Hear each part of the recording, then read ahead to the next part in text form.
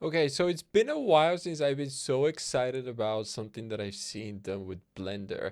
And this is specifically for creating cities in urban context. And you can see that it's a lot more, how shall we say, realistic than the typical city generators, which, they have just put a bunch of buildings everywhere without respecting specific architecture and urban design rules, like the fact that we need to have some setbacks, some open space, and so on.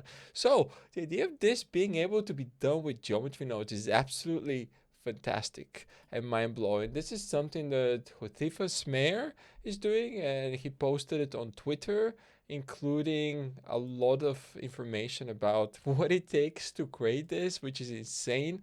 The amount of work in there with all these geometry nodes trees. So yeah, this is all in Blender, all with geometry nodes. And super exciting because as you can see, 8011 even wrote up an article about it.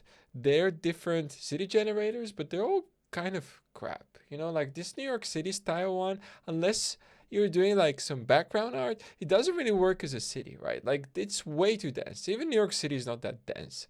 Maybe like specific blocks are, but this doesn't work unless this is like, game art for Spider-Man background.